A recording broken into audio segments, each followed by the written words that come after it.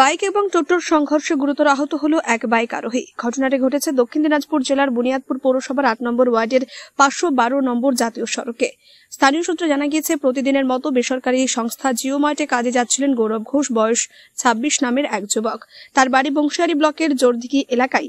বুনিয়াদপুর থেকে বংশীহারির উদ্দেশ্যে যাওয়ার পথে শ্যামাপল্লী এলাকায় এক টোটো চালক হঠাৎই সামনের দিক থেকে এসে তার বাইকে ধাক্কা মারে। এর ফলে বাইক থেকে ছিটকে পড়ে গুরুতর আহত হন গৌরব বাবু।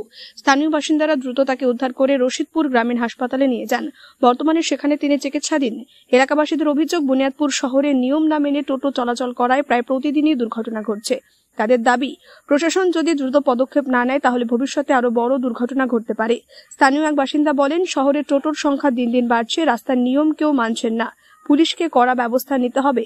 স্থানীয়দের দাবি, অবিলম্বে টোটো চলাচলের নিয়ন্ত্রণ আনতে হবে এবং দুর্ঘটনা প্রবণ এলাকায় ট্রাফিক পুলিশ মোতায়েন করতে হবে। কোথায় কি হয়েছে দাদা? কোথায় বলতে, আমি বাইক নিয়ে এখান থেকে বেরিয়ে আমি বংশের দিকে যাচ্ছিলাম। আচ্ছা, আমার পিছনে এই বাইকটা ছিল, আর পিছনে একটা টোটো ছিল। টোটোর সাথে অ্যাঙ্গেলের সাথে বাড়ি খায়। বাড়ি খাবো, ওখান থেকে বাড়ি খায়, ডিভাইডের সাথে বাড়ি খায়, রাস্তার উপরে যায় একটা স্কুটির সাথে বাড়ি খালো। আচ্ছা, আর টোটোতে বেরিয়ে গেল, সাথে সাথে এই পাশে পড়ে গেল। বাইকটা কোন দিক থেকে কোন দিকে যাচ্ছিল? বাইকটা বুনিয়াদপুর থেকে বালুঘাটের দিকে যাচ্ছিল। তো বাইকওয়ালার কি অবস্থা? বাইকওয়ালা আপাতত সিরিয়াস অবস্থা, ওই হসপিটালে নিয়ে গেল রশিদপুরে।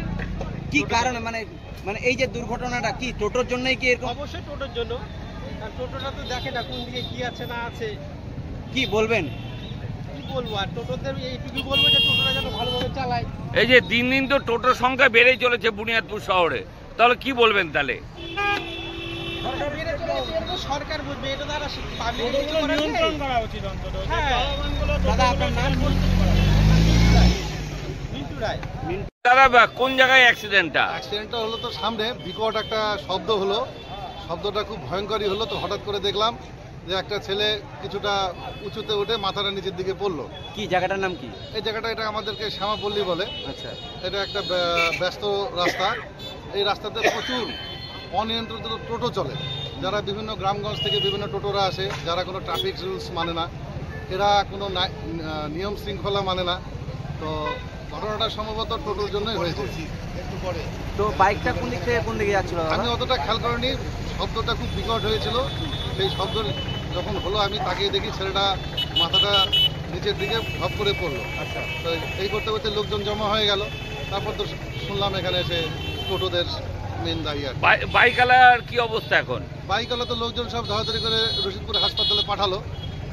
এখন কি হবে সেটা তো ঠিক বলতে পারছি না, তবে পরিস্থিতি মনে হয় অ্যাক্সিডেন্টটা খুব ভালো লেগেছে ওনার। দাদা, একটা ছোট্ট বিষয়, সেটা হলো যে আপনিও বিষয় নিয়ে টোটো বিষয় যেটা বলবো, বুনিয়াদপুর যেহেতু একটা উদীয়মান শহর, তো এখানে বিভিন্ন গ্রামগঞ্জ থেকে বিভিন্ন টাইপের টোটোরা আসে। তারা কোনো নিয়ম শৃঙ্খলা কিছু মানে না।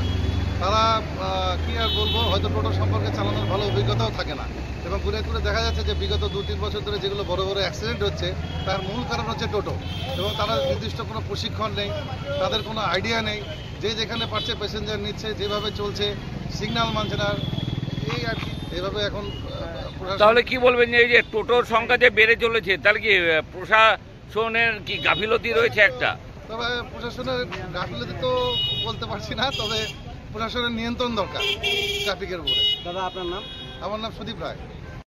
আপনিও কি মুরগি প্রতিপালন করে আর্থিক লাভের মুখ দেখতে চান? হরেক রকম প্রজাতির মুরগির শাবক লালন পালন করে বিক্রয় করে লাভবান হতে পারবেন খুব সহজেই। তাহলে আর চিন্তা নেই, আপনার জন্য প্রচেষ্টা নিয়ে এসেছে সেই সুযোগ।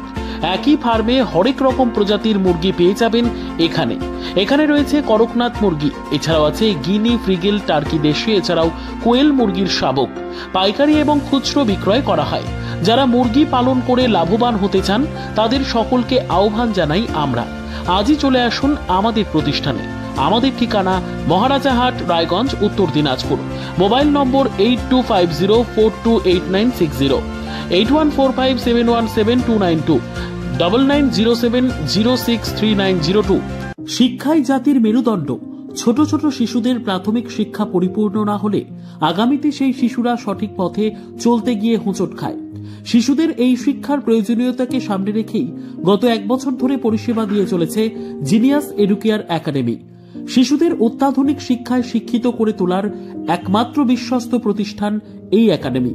এখানে অভিজ্ঞ শিক্ষক শিক্ষিকা দ্বারা যত্ন সহকারে মাতৃভাষা বাংলা মাধ্যমে পড়ুয়াদের শিক্ষা দেওয়া হয়। একেবারে খেলার ছলে বিনোদনমূলকভাবে বাচ্চাদের এখানে পাঠ দেওয়া হয়। পড়াশোনার পাশাপাশি বাচ্চাদের বিনোদনের ব্যবস্থাও রয়েছে এখানে। তাই আপনার বাচ্চাকে ছোট থেকে অভিনব শিক্ষায় শিক্ষিত করে মানুষের মতো মানুষ করে তুলতে হলে এই শিক্ষা প্রতিষ্ঠানের উপরে ভরসা করতেই হবে। আমাদের ঠিকানা জিনিয়াস এডুকেয়ার একাডেমি, স্থান ঘুঘুডাঙ্গা মোড়, পোস্ট ভূপালপুর, রায়গঞ্জ, উত্তর দিনাজপুর। মোবাইল নম্বর 9563630109 অথবা 7029042308।